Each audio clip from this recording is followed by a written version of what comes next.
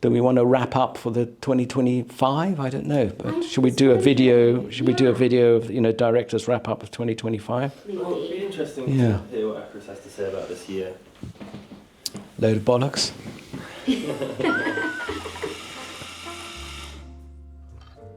I mean, it's been a tough year. It's been a tough year for most dealers and the auction houses. I mean, division of commercial boundaries has been so incredibly devastating, whether it's tariffs or whether it's crazy regulations coming in,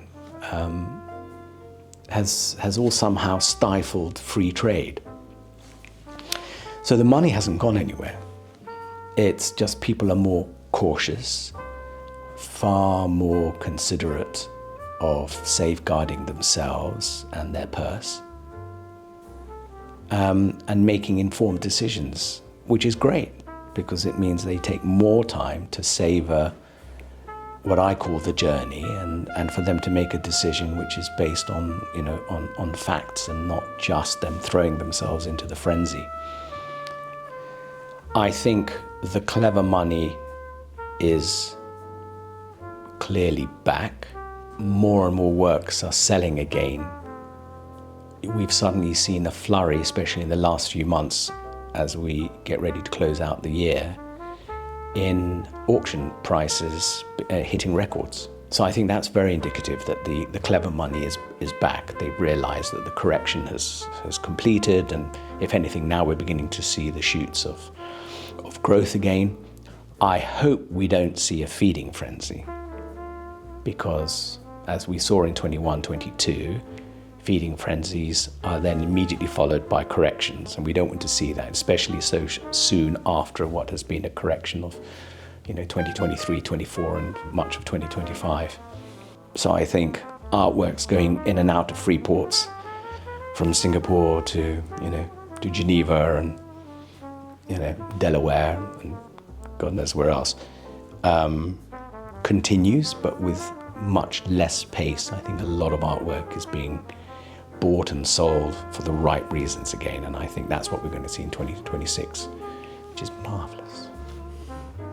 Without agenda, as much as it probably sounds like it could be with an agenda, but I think Banksy's Banksy. Banksy is our Warhol, and I've seen the ups and downs of Warhol. And when you look at the bigger picture, Warhol remains to be so robust, in exactly the same way that Picasso seems to be so robust.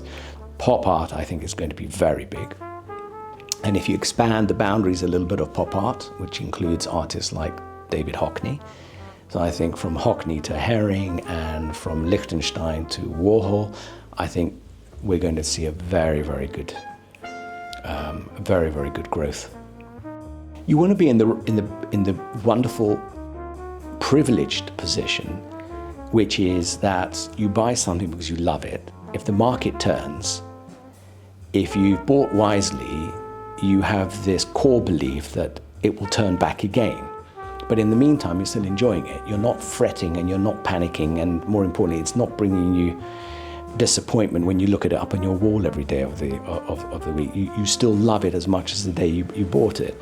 And if you hang in there, the chances are the market will restore, this too shall end. And it does, and the market restores. And a lot of clients are contacting me and saying, is this the right time if we, can we turn over the page? And I think you can. But what's also noticeable is people are getting back into relationships, wanting to and looking for people to trust. And I think just generally buying art